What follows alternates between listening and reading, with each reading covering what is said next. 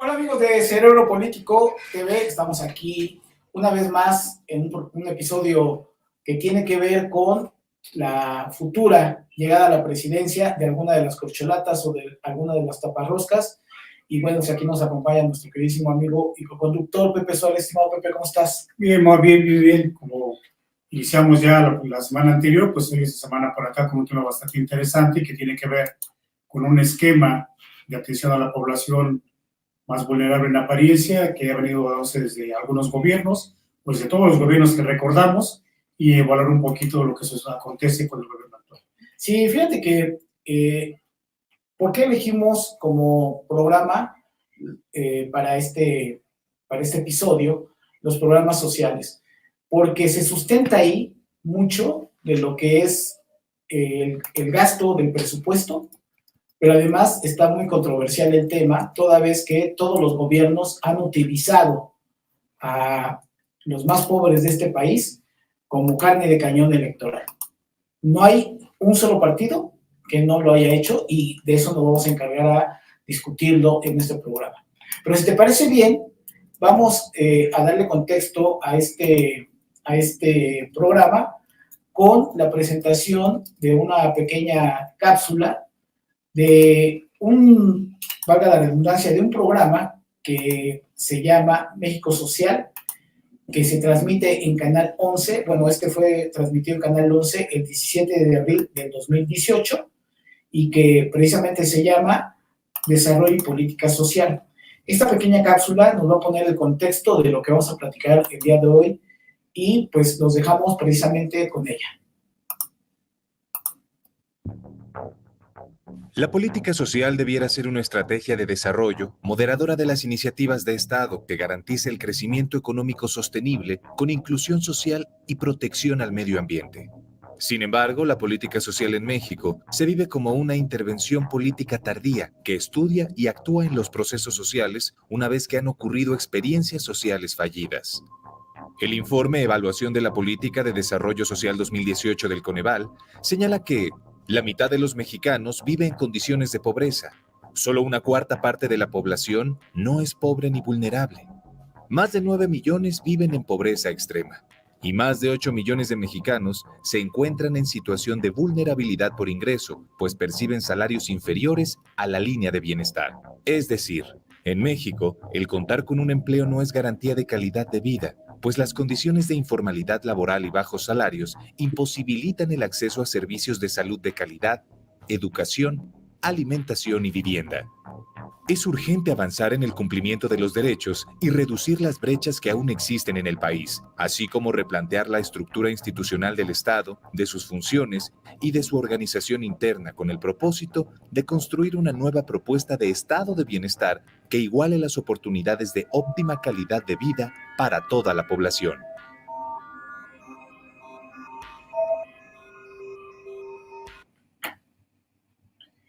Y bueno, con este contexto, estimado Pepe, si te parece bien, vamos a entrar al tema, aclarándole a la gente que aquí no vamos a hablar de cifras, que trataremos de ser lo más explícito posible para que entendamos por qué los gobiernos hacen una inversión cuantiosa del presupuesto de nuestros impuestos para tratar de saldar una deuda que se tiene con los que menos tienen. Y que en ese sentido hay algunos teóricos que nos dicen que desde que se firmó el pacto en donde se forma nuestro gran país, allá en la independencia, tuvimos en ese momento pues una situación de desigualdad muy marcada, toda vez que había pues, la clase gobernante, que pues, eran los españoles que tenían unas riquezas enormes, se había generado una clase media alta, y todo lo demás también concuerda con lo que ha venido sucediendo en el país. La mayoría de esa población, pues en situaciones realmente de desigualdad y de pobreza y pobreza extrema. Y otros teóricos nos hablan que es precisamente en el ejercicio de nuestra revolución en donde a partir del triunfo de la revolución, de la misma, se generan ahí ya una estrategia de atención exactamente a la misma población que después de un siglo, Pepe, se mantuvo, ¿no? Entonces, en ese sentido, ¿tú cómo ves el uso de los recursos públicos para tratar de saldar un asunto de desigualdad que hemos tenido, pues cuando menos, de acuerdo a todas estas teorías, pues prácticamente de 2 siglos y medio, más o menos?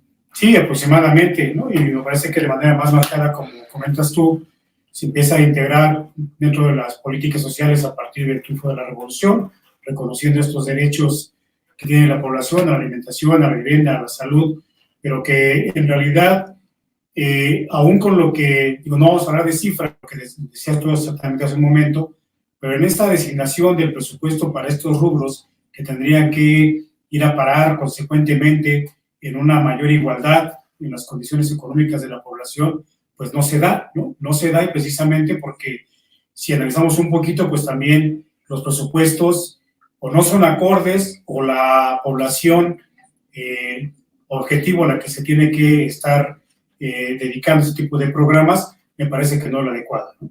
Sí, ahora fíjate que tendríamos nosotros que señalar puntualmente que los diferentes gobiernos que hemos tenido, todos en su momento han tratado de utilizar la desigualdad como una parte corporativa electoral.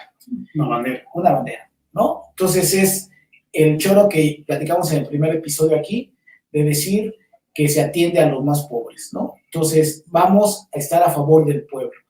Y llevamos décadas atendiendo al pueblo que menos tiene, y esto simple y sencillamente no ha sacado de ese rezago a esta población. Primer señalamiento.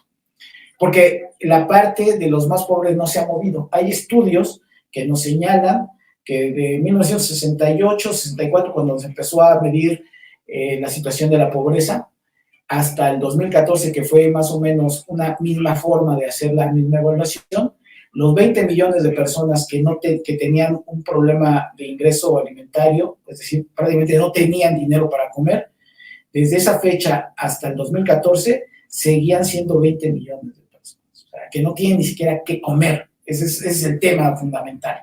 Entonces, entendiendo esto, y quisimos poner esta pequeña cápsula del 2018, se pensaba que con la llegada del nuevo gobierno se iba a avanzar en la parte de la desigualdad y el abatimiento de la pobreza, y la pobreza extrema.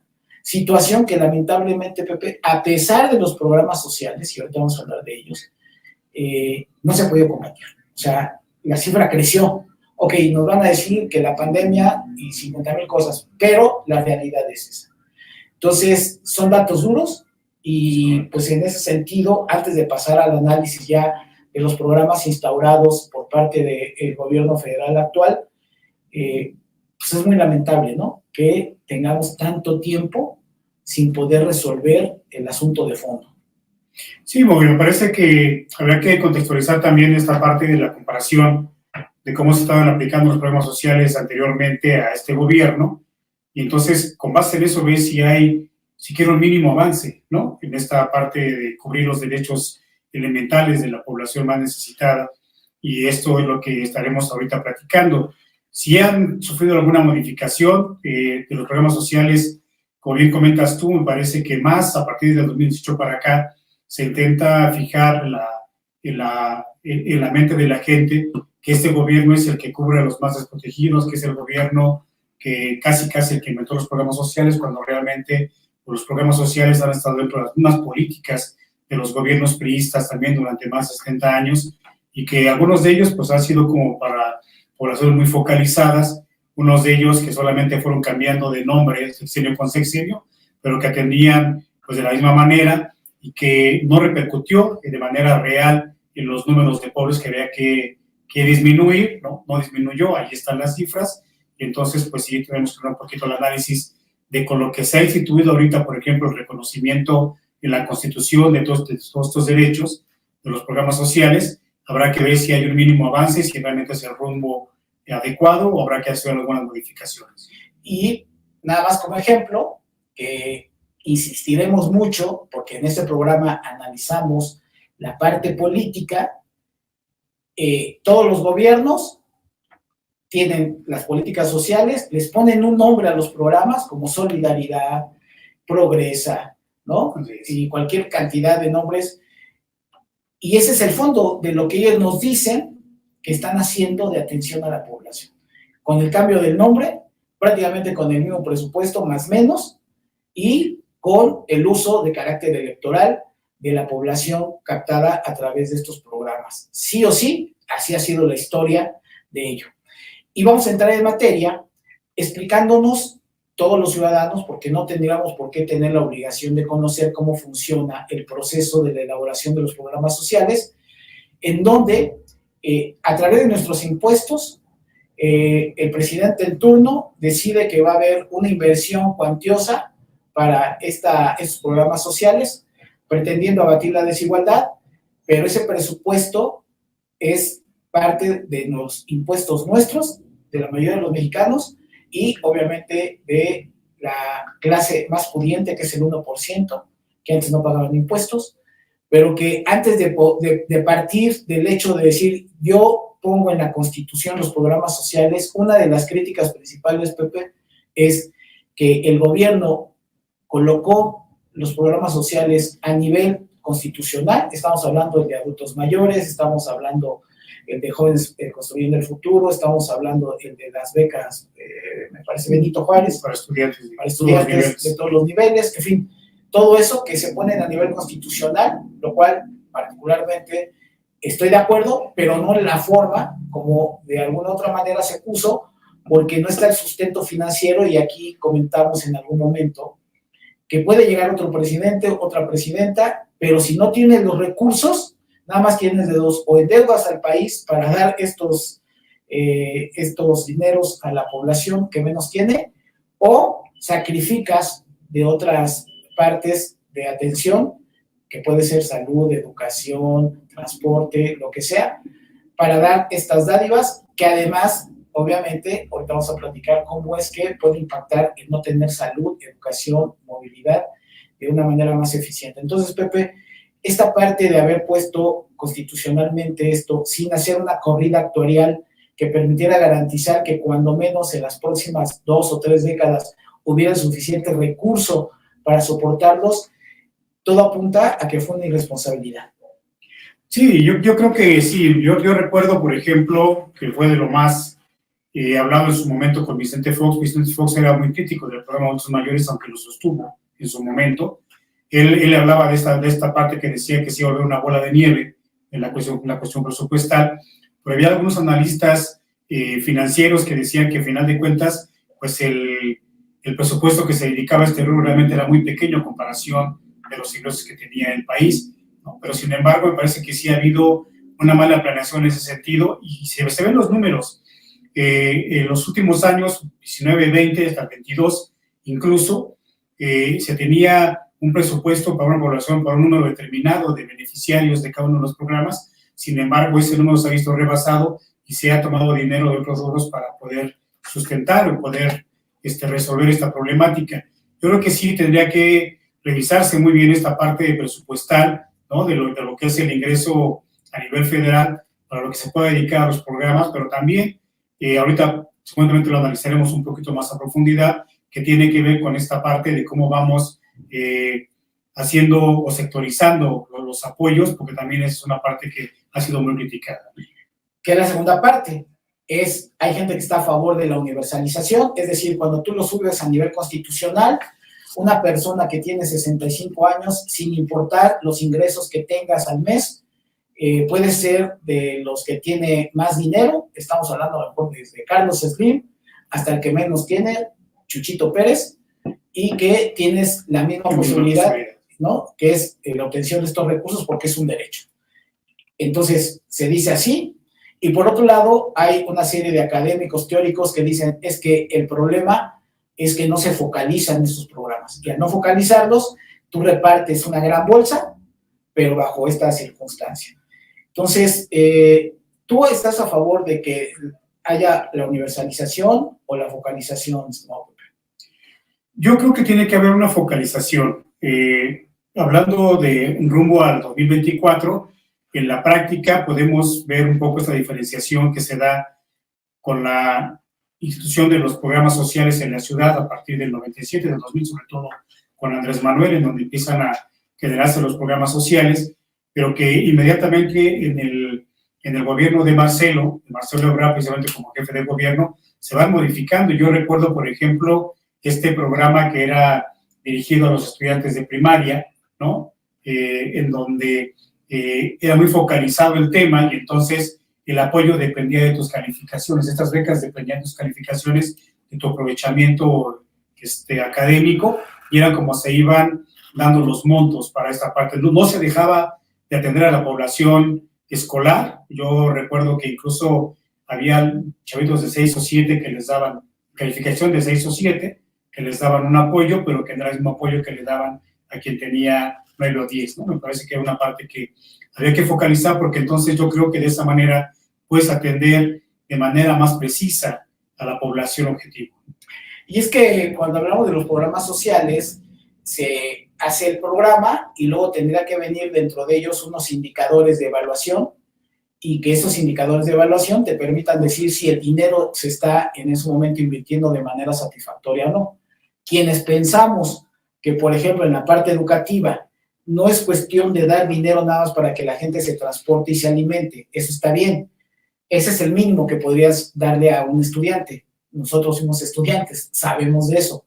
Pero, adicionalmente, tu inversión para que los alumnos tengan un rendimiento, si ya les estás ayudando para que tengan mejor alimentación y se puedan transportar, pues lo mínimo que le debe de exigir o de pedir a un estudiante es que tenga una evaluación satisfactoria, y que no necesariamente tiene que ser un 10, puedes partir de un 8, que es un promedio, creo que bastante accesible, y que con eso puedas tener de manera jerárquica una mejor inversión para aquellos que tengan 10, los que tengan 9, los que tengan 8, ¿no? Sin que se pierda la parte mínima, que eso es lo que intentó hacer en este caso la administración de Marcelo Ebrard.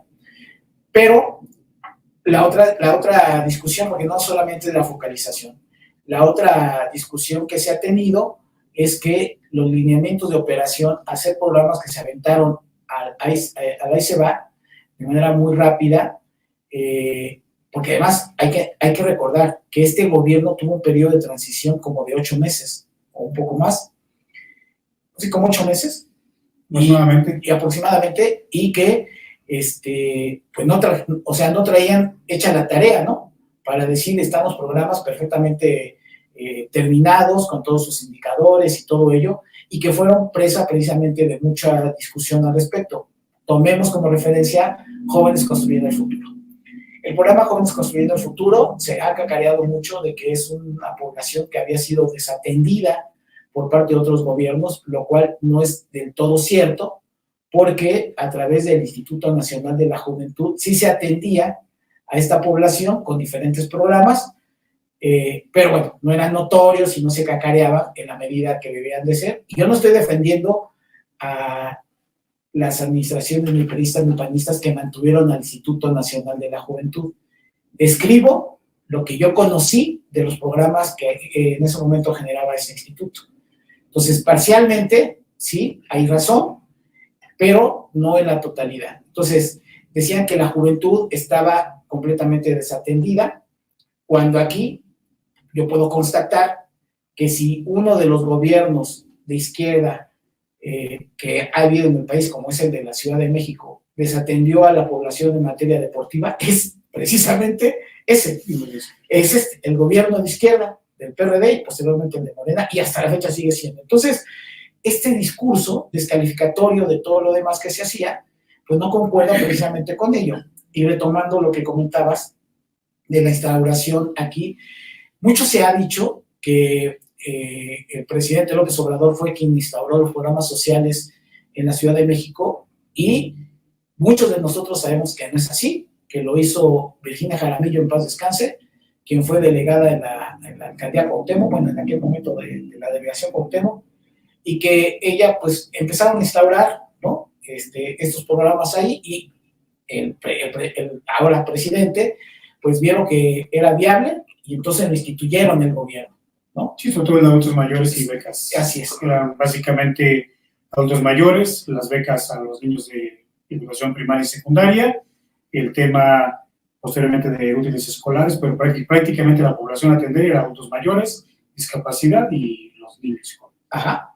Y posteriormente se incorporó el de atención a madres solteras, ¿no?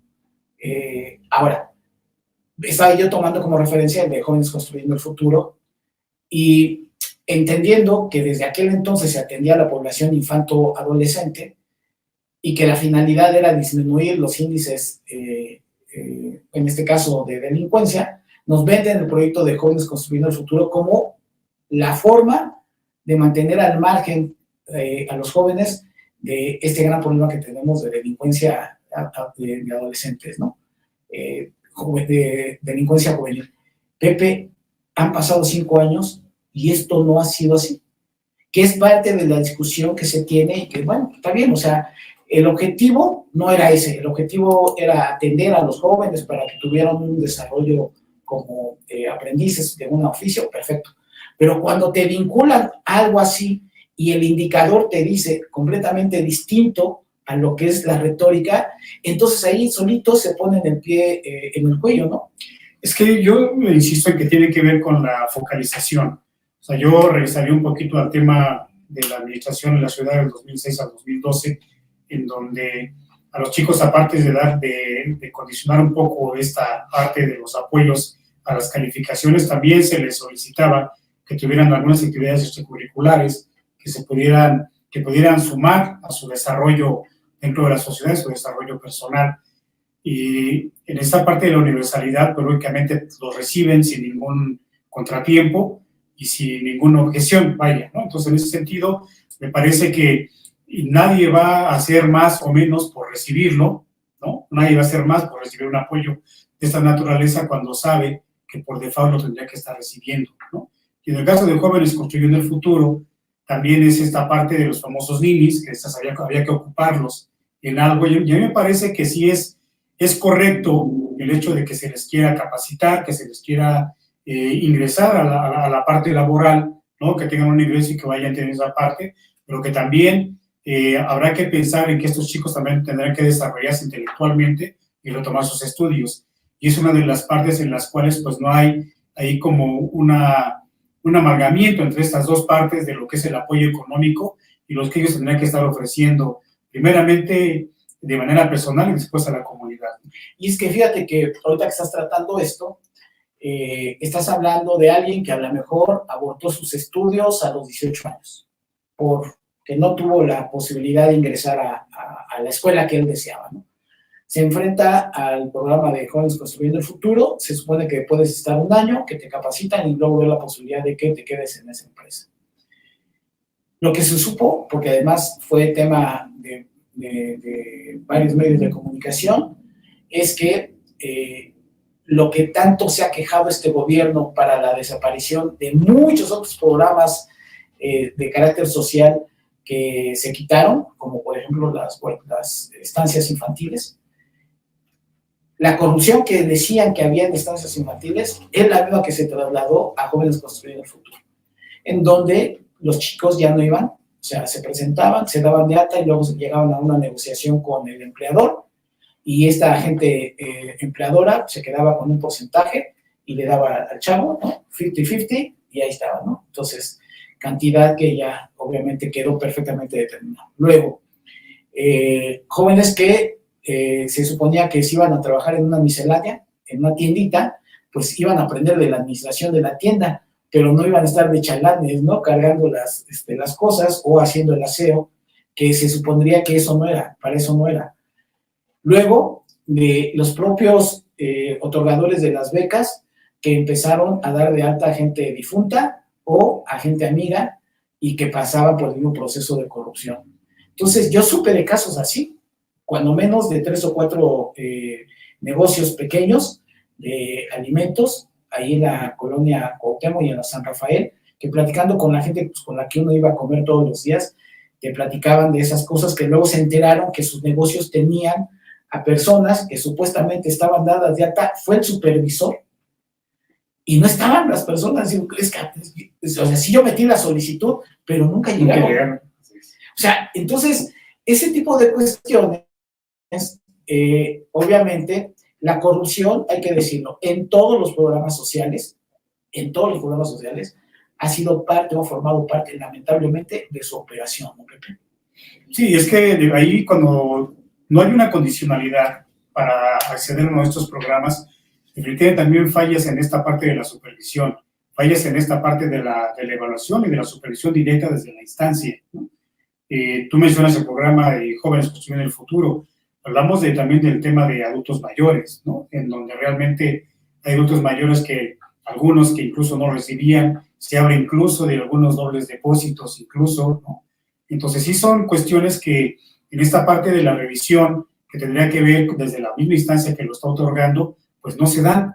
Y lo otro es que también no hay un reconocimiento a estas fallas para poderlas irlas recomponiendo, ¿no? A eso me refería cuando decía al principio que había que evaluar qué tanto avance se ha tenido con esto. Sí está bien esta parte del reconocimiento dentro de la Constitución y esta universalidad que pudiera ser una ventaja para poder recibir y garantizar que lo vas a seguir recibiendo.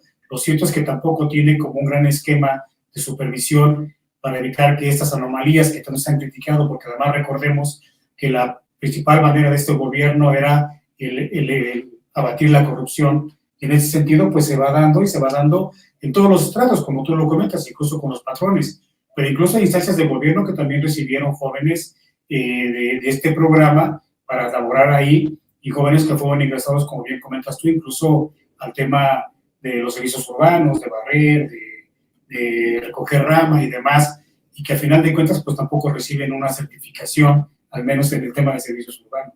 Que ese es todo un tema, ¿no? Porque, bueno, yo no sé si en este mundo del no aspiracionismo, tú capacitas a personas que se sepan subir al árbol. Nosotros conocemos a gente amiga que se dedica a eso, o sea, hay toda una técnica para... Y una certificación, escaladores. Así es, y eso tú no se lo ofreces, ¿no? Porque la instancia pública no hace esta certificación. Entonces, son muchas cosas que están sueltas en estos programas sociales, y ahorita que estamos haciendo este recorrido, cuando estamos hablando de que la población puede acceder, una sola familia, a 3 o 4 programas sociales, estamos hablando de a lo mejor que se pueden llevar más o menos unos 15,000 pesos, ¿no? En la suma de esto, ¿no? Si pudieran tener adulto mayor, si pudieran tener Jóvenes Construyendo el Futuro, y a lo mejor si es en la zona sur, en donde está la situación esta de el plantío de los árboles, el programa Sembrando Vida, pues ahí estás hablando de prácticamente 15,000 pesos, ¿no? La situación no es que con 15,000 pesos resuelva la vida de la familia, es un soporte importante. Ahora, ¿en dónde queda la función precisamente de estas familias que antes no lo tenían y ahora sí lo tienen? Se supondría que deberían de capitalizar. Lamentablemente, ¿cuál ha sido la historia? La historia, no solamente con los programas sociales, está documentado que desde la parte postrevolucionaria hubo mucha inversión para el desarrollo del campo, de programas en donde había ahí lana fuerte, invertida, y que, pues, lamentablemente, la población a la que fue destinada, por 10,000 razones, no hicieron lo correcto, que era realmente administrar de manera eficiente eso, o porque el Estado no contribuyó a que, bueno, pues el asunto no nada más era el sembradío, ¿no? Sino luego las cosechas y la distribución. La comercialización. La comercialización, para que no pueda evitar el coyotaje, por muchas razones.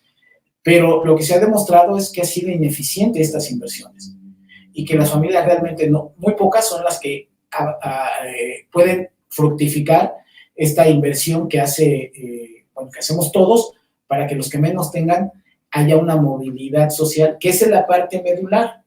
La parte medular es que esta gente deje de ser pobre, deje de estar en pobreza extrema, deje de ser pobre y pase a otra condición de vida.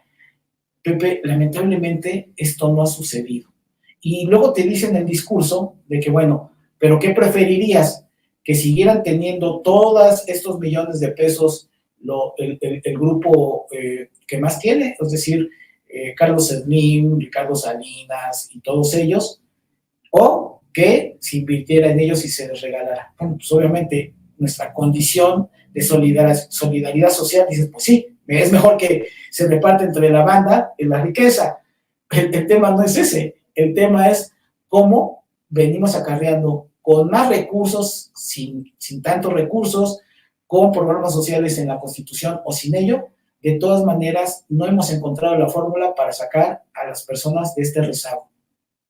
Sí, me parece que tenemos que avanzar en una cuestión que sea todavía mucho más eficiente. Me parece que tendría que ser tener un poquito más de ambición dentro de estos programas, y tendrá que meterse cualquier institución que lo está otorgando en revisar que realmente cumpla con eso y que tenga otro tipo de características.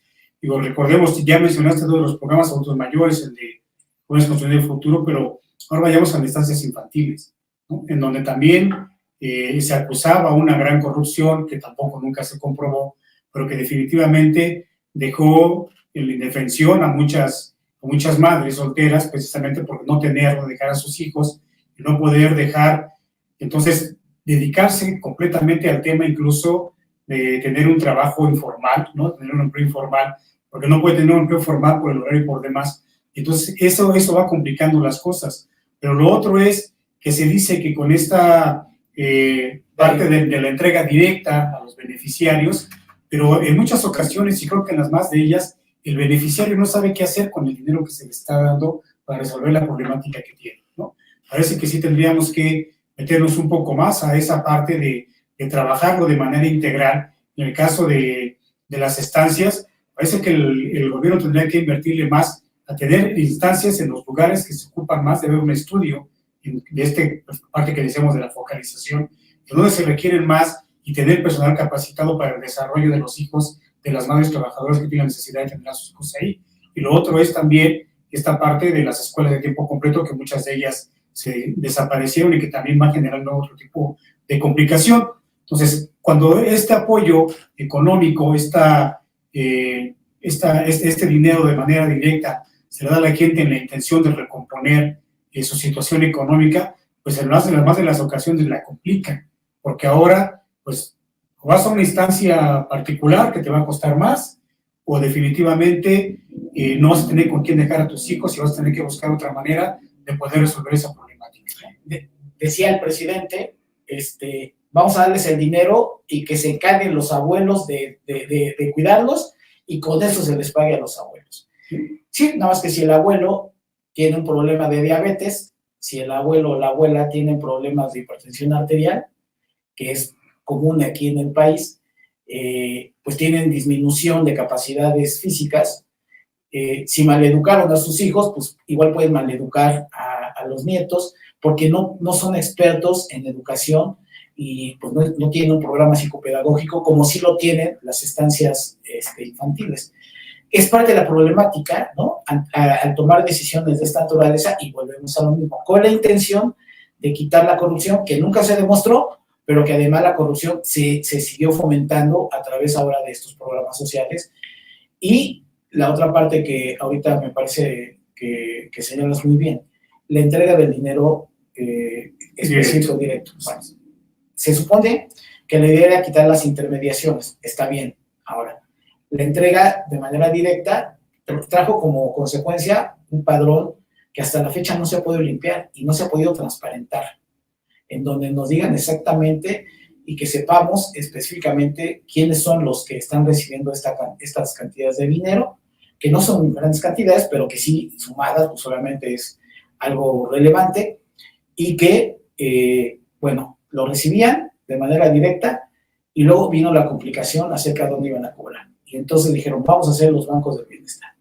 Y los bancos del bienestar, al igual, siguen siendo robados, tienen problemas de carácter técnico, algunas sucursales sí están alejadas, igual que en otros momentos donde iban a cambiar ellos su dinero las personas. En fin, tenemos que reconocer que somos un país que tiene muchos países, y es muy complicado, es un territorio grandísimo, y no hemos encontrado la fórmula para poder limar todo esto, ¿no? En cuanto a la operación de los programas y todo lo que conlleva, incluyendo el dotarles los recursos. Es que tiene que ver con esta parte, Mau, de la politización de los programas sociales, en el cual, lejos de reconocer que alguno de los programas pudiera ser bueno y entonces buscar la forma de eficientarlo, lo que se buscó, y en todos los gobiernos sucede, es el de meritarlo, y es decir, lo que hacían no estaba bien, ahora lo que yo hago es lo que está bien. Y tú tocas un punto muy importante, que es los bancos del bienestar y esta parte del apoyo a los adultos mayores, en donde es correcto, el recurso se les da de manera directa, pero por citar un ejemplo, en la Ciudad de México teníamos las carpas de la explanada del Monumento a la Revolución, llena de adultos mayores que tenían que esperar un tiempo bastante considerable, ¿no?, para poder recibir su apoyo, y entonces estar yendo cada bimestre a esta parte cuando realmente se tendría la dispersión que tendría que ser más fácil por las tarjetas, las tarjetas electrónicas, ¿no? Y durante cuánto tiempo, digo yo, en mi caso muy particular, mi padre ya fallecido, se aventó 5 años teniendo que ir a recoger su apoyo al lugar, y en los últimos años ya con problemas de movilidad y todo lo que implica esta parte, ¿no? Y que lógicamente en 5 años a él y como a otros muchos no se les pudo dar una tarjeta electrónica para poder acudir a una sucursal bancaria que esté más cerca de su casa y poder hacer disposición de este dinero, ¿no? Y eso es lo que tiene que ver. Y ahorita con los bancos del bienestar vemos también las filas de gente para los cajeros, para las mismas cajas, y en la experiencia es esta de que en muchas de las ocasiones a determinada hora ya no hay dinero, ¿no? Ya no hay dinero para poder darle su apoyo a los adultos mayores, y entonces ahora lo que se dice, bueno, pero antes no les daban, ¿no? Entonces tratan de componer, sí, de que se aguante, ¿no? Entonces me parece que tampoco es la situación. Lo que tenemos que hacer es que haya una mayor planeación de las cosas.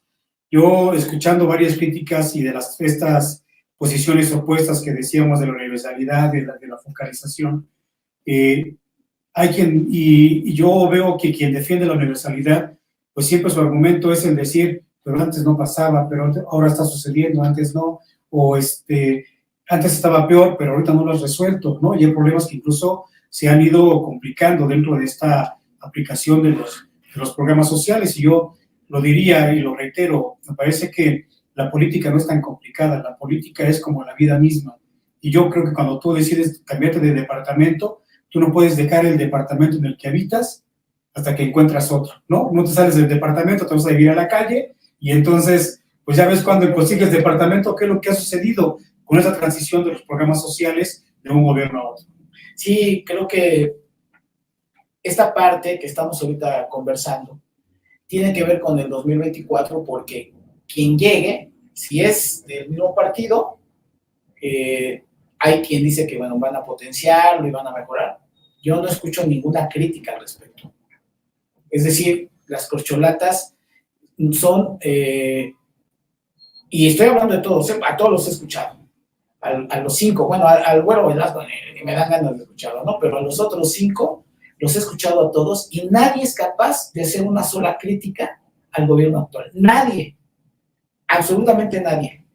Y es entendible porque nadie quiere caer de la gracia del Señor, está bien, pero ante eso, ¿qué es lo que va a suceder si mantienen el poder con todas estas observaciones? ¿Van en algún momento a corregirlas o van a dejar que sigan operando así de manera indefinida y con toda esta problemática?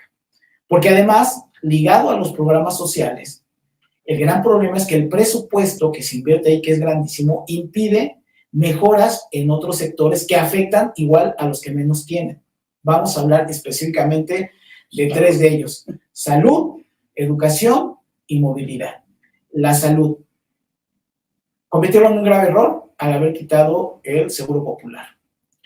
Colocan el INSABI, el cual nunca pudo operar, y ahora retornan a un tema que es el IMSS Bienestar. ¿Qué es lo que sucede?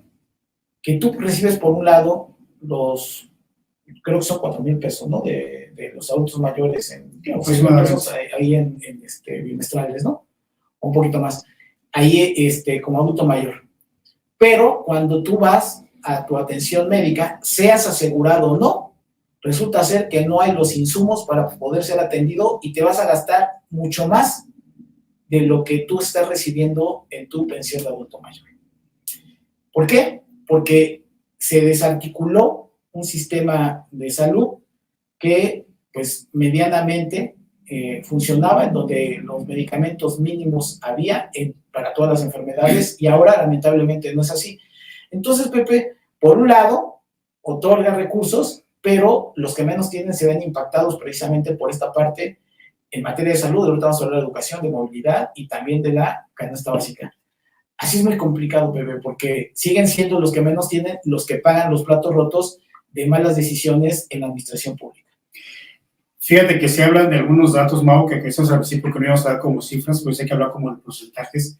Se habla de que el INSABI solamente pudo atender cerca del 30% de la población que se atendía con el Seguro Popular, ¿no? Entonces, eso es lo que yo te decía. O sea, no puedes intentar modificar algo cuando todavía no lo tienes bien armado. Entonces, lo desapareces, o no haces una transición paulatina que te pudiera garantizar que esto tuviera éxito, que tuviera un mejor funcionamiento, sino que lo haces a rajatabla, y entonces se tienen estos resultados y que lógicamente repercute en el ingreso de las familias. Y entonces, ¿cómo lo resuelves? Pues igualmente con la crítica. Recordemos hace algunos meses a Gabriel criticando a estas farmacias que abundan y consultorios de las farmacias de similares y de otras más que hoy abundan pues en todas las escuelas, sobre todo en las colonias populares, pues precisamente porque esta parte de que no había una atención adecuada o una atención al 100% en el sector salud, pues va obligando a la gente a atenderte en la farmacia de la esquina con medicamentos genéricos, ¿no? O de farmacias similares, que a ellos les implica, a final de cuentas, pues a lo mejor no gastar lo que se gasta en un medicamento de patente, pero que definitivamente ya implica un gasto. Y merma lo que aparentemente era un recurso que iba a ir solventando tu vida, ¿no? Y sí, porque se supone que este tipo de apoyos era la suma a los beneficios que ya tenías en salud, por ejemplo. Sí. Cuando ya tenías una atención en salud, pues ya no te preocupabas por esa parte. Y este apoyo, por ejemplo, por medio de los programas, pues ya significaba un extra que definitivamente sí te colocaba, bien o mal, en otra posición económica, ¿no? Te iba mejorando económicamente, pero al no suceder esto, pues lo que hace es impactar de manera negativa. Y bueno, dentro de esto estamos hablando también la parte de la canasta básica, en donde la propia inflación pues nos ha colocado en una situación difícil, ¿no? Para todos, cuando vas de quincena en quincena al centro comercial o a la tienda o al mercado, pues la verdad es de que esta espiral inflacionaria nos ha convertido en precios que de repente pues, se han modificado de manera sustantiva. Por ejemplo, la tortilla para este gobierno empezamos con 14 pesos y vamos a 22, ¿no? Y el huevo, ¿no? Con sus altibajos, el aguacate, bueno, cosas así. El limón, que llegó a ser un bien para ricos, ¿no? Para fifís. En fin, todo esto... Aunque el caso del aguacate y del limón, como otros factores que analizaremos que tiene que ver con otra parte, ¿no? Pero particularmente dentro de la canasta básica, esta parte del mismo... del mismo arroz, de los frijoles, de la tortilla, del huevo, es una parte que se ha incrementado pues, de manera sustantiva. Entonces, vamos pues, si aquí tuviéramos a alguien defensor a ultranza de todo esto que estamos dialogando, tendrá argumentos en donde trataría de descalificar la realidad a partir, pero es que antes no lo teníamos, pero es que antes se lo llevaban los ricos, pero es que no estamos hablando de eso. Y rumbo al 2024, lo que necesitamos es, esté quien esté gobernando, esto, que son los programas sociales, que ya no se van a poder modificar de la Constitución, sean operables, sean eficientes y sean eficaces. Eso es lo que necesitamos. Si no, la verdad es de que seguirá siendo dinero tirado a la basura, como todo esto que hemos estado relatando, y no vamos a detener nada más a plantearles uno que nosotros desde niños lo conocimos, como fue la leche, la Conasupo, ¿no? En donde, pues, Liconza, Conasupo, Liconza y posteriormente ahora, se me fue, Segalmex, con diferentes empresas públicas han tratado de dotar de un elemento primordial para la gente, que es la leche, y que Pepe, Bueno, pues ha estado este programa, tiene, no sé, más de 50 años, ¿no? 60 años ahí, y no ha importado quién esté, lo han tratado de llevar a cabo. Recordemos que en algún momento había las máquinas en donde se vaciaban en cubetas. Sí, las monedas que te daban para echarle las fichas para la cubeta, luego se embolsó, luego incluso se empezó a dar también todavía en polvo, ¿no? En algún momento, en polvo. Y bueno, esto se ha mantenido, pero Pepe, estamos hablando de que la corrupción de Segalmex es brutal, brutal, y el presidente dice que engañaron al titular de Segalmex, que además era un priista connotado pues de aquellos ayeres con Luis Echeverría, con López Portillo, en fin. Pepe, ese es lo que criticamos, y que pues obviamente todos estos programas sociales, lo que tenemos que buscar es de que si se van a mantener algunos o todos, pues sí realmente ya pasen a una forma diferente de operarlos, y desde luego exigiéndoles mayor contundencia en eficiencia y en eficacia. Que la evaluación realmente se vea reflejado, que nuestro plan se vea reflejado. Tocaste un punto muy importante, que es el tema de Liconza, de Conasupo, con esta distribución de la leche. Yo déjame comentarte que aunque muchas gentes de clase media también de repente como que la despreciaban por ser la de la Conasupo, pues la verdad es que yo me encontré con médicos pediatras que incluso me decían, la mejor leche para tu hijo es la de la Conasupo, ¿no? Realmente me parece que tiene bastantes nutrientes, es una leche muy completa, y todos los programas estamos con un poco de vicios, como los quieras ver. En alguna ocasión lo comentamos en algún programa hermano, el tema de la Conasupo, en donde, pues si bien es cierto que la leche es barata, pues también estabas condicionado a hacer la compra de pan o de alguna cosa para poder obtenerla y seguir sosteniendo este esquema, ¿no? A final de cuentas, pues también ahí tenías que hacer otro pequeño gasto, pero eso es lo que decimos. Me parece que los programas sociales son buenos cuando realmente existe un estudio para ver la población objetivo a la que vas, la forma en que lo vas a desarrollar, y sobre todo que también puedas tener el control de los programas y el ver que se apliquen de manera eficiente, y desde luego esta parte de la evaluación constante para hacer que estos programas mejoren día con día. Pues te parece, para ir cerrando, entonces ya hablamos de la gente afín, de las corcholatas, ahora de las taparroscas. ¿Tú cuál crees que sea, si llegase a ganar, hay probabilidad muy mínima de que gane la oposición en la presidencia? ¿Cuál crees que sea la reacción de la oposición respecto a esto? Porque el argumento principal de la 4T es que ya va a ser difícil que quiten los programas sociales. Ciertamente los números tendrían que estar muy a favor de la oposición para que pueda haber una votación para quitarlos de la Constitución. Pero entonces, ¿qué es lo que crees que pudiera suceder, Pepe? ¿Que se modifiquen? ¿Que se dejen así? ¿O cómo es que tú estás observando esto?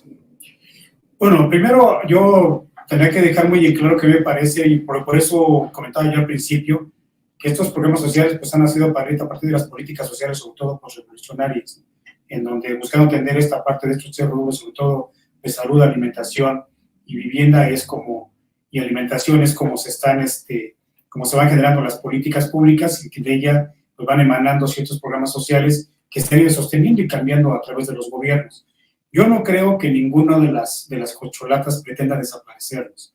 Yo creo que lo que ellos sí están, y lo han manifestado en algunas ocasiones, habría que modificarlos, ¿no? Y yo creo que, aunque no lo he escuchado de ninguno de ellos, yo creo que sí tiene que ver con esta parte de la sectorización de los programas, ¿no? De ver cómo los vamos focalizando para que haya una mejor atención, que es como algunos de ellos lo observan, ¿no? A diferencia de esta parte de la universalidad, que tiene que ver también, y yo lo entiendo más como una parte también de simpatía política, y lo comento porque yo conozco adultos mayores que reciben el apoyo del adulto mayor, y lo que han hecho es intentar intercambiar beneficios, porque yo conocí por ejemplo en particular a un señor que tenía la tarjeta de adulto mayor, no del apoyo del adulto mayor, pero él es dueño de 2 condominios, ¿no? Entonces las rentas a él le significan un ingreso mensual pues bastante atractivo, fijo, y sin embargo él lo que decía, pues yo lo que hago con esta tarjeta es, me llevo a la muchacha de la que me hace la limpieza, me la llevo al supermercado, que surta su despensa, Parte de su que pago. se lo lleve, ¿no? Extra su pago, o sea, ni siquiera dentro de... Entonces, ¿y a qué voy? A que la población los ve bien los programas sociales, pero también la misma población está en el tenor de que tendrían que ser con una mayor planeación y tendrían que ser más focalizados para que no se dé este tipo de cosas, ¿no? Cuando esta persona realmente pudiera recibir un apoyo, si hubiera un estudio muy preciso, pues estaría ya dentro de esta población focalizada para apoyarlo, ¿no? Y no este señor que tiene, pues, el ingreso por las rentas de sus departamentos. Entonces yo creo que la gente también así lo entiende, que tendrá que haber como una variación dentro de los programas sociales para que sean más eficientes. Sí, digo, en aquella época, aquí en la Ciudad de México recién llegaban las tarjetas de adulto mayor.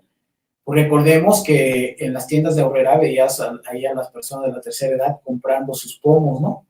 Llevaban ahí su bacachay, ¿no? O incluso los propios hijos haciéndose de los recursos de los padres, ¿no? O de los abuelos. Entonces, sí, ciertamente la evolución, tendremos que pensar en que esto tendría que modificarse para que sea de la mejor manera, pero en este caso, Pepe, estaremos viendo un México siempre de programas sociales y nunca de transitar a un asunto de desarrollo de los individuos para que los programas sociales desaparezcan, porque lo que necesitamos es un desarrollo económico y social que permita sacarnos de la pobreza y la pobreza extrema, y pues pareciera ser que lo que se quiere es instaurar la parte de la pobreza de manera permanente. Yo lo vería desde esa perspectiva, porque no hay un discurso, no hay un elemento que nos permita identificar que la generación de políticos que pretenden llegar a la presidencia visualicen a un México próspero, generador de riqueza de tal magnitud que la distribución haga no solamente a través de los programas sociales, sino a través del desarrollo de las comunidades, para que esas personas que ahorita están recibiendo estos recursos sean capaces de poner su microempresa, se conviertan en autosuficientes y desarrollados. Porque el problema, Pepe, es de que en las poblaciones más pobres, de donde mayor pobreza existe, ahí coexisten los poderes fácticos, que estamos hablando del narco. Entonces, si tú no tienes manera de crecer, ¿no? Porque si tú quieres, por ejemplo, decíamos del limón y del aguacate. Entonces, si tú quieres crecer y tienes tu parcela y llegan y te obligan a vender a bajo costo el limón o el producto, pues no, está cabrón. Porque el Estado no ha sido capaz de empujar un sistema de seguridad que permita quitar la extorsión. Y en varios de los sectores.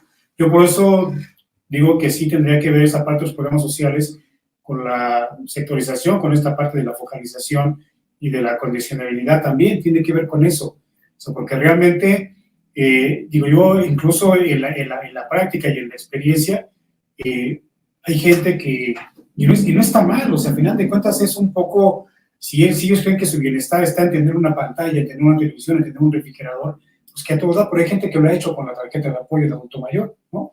Hay gente que se ha aguantado 5 o 6 bimestres o anteriormente meses sin gastar nada porque dice, pues yo me quiero comprar una televisión porque quiero tener una pantalla. Qué bueno, pero entonces esa parte también demuestra que no tienes una necesidad de primer nivel, ¿no?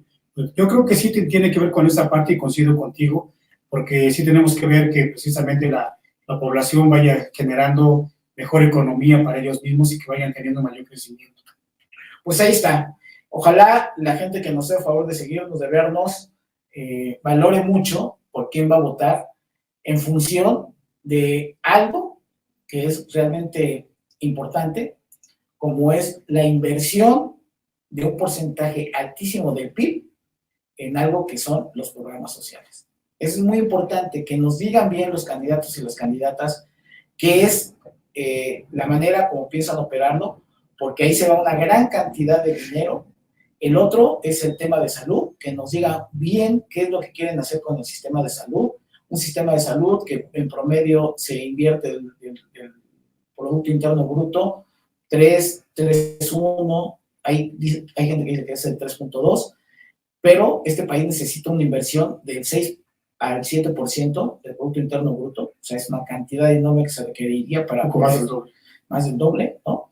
Y en educación pasa lo mismo, y que pues, los recursos no alcanzan porque no se ha hecho, en este caso, la recaudación importante, en donde México es de los países que menos recaudación tiene en toda Latinoamérica. Entonces, es muy difícil que con recursos tan acotados se siga dilapidando el dinero sin resolver el asunto, y en donde llevamos décadas, como los datos que les dimos al inicio, ¿no? Algunas cifras generales. Así que, pues, estimado Pepe, ¿algo más que quieras decir para finalizar? No, reitero, simplemente es un poco analizar qué es lo que queremos para nuestro México en el futuro, y en ese sentido analizar bien las propuestas que se tienen y por qué vamos a votar. Así es, pues ahí está. Dejémoslo hasta aquí, y en cuanto a programas sociales, es la información que tenemos para ustedes, y seguramente la próxima semana tendremos otro tema importante rumbo al 2024, a la presidencia, a ver qué es lo que nos ofrecen los candidatos y las candidatas. Así que muchísimas gracias a toda la gente que nos sigue. Manita arriba si les gusta, suscríbanse al canal, y nos vemos el próximo lunes en punto de las 4 de la tarde.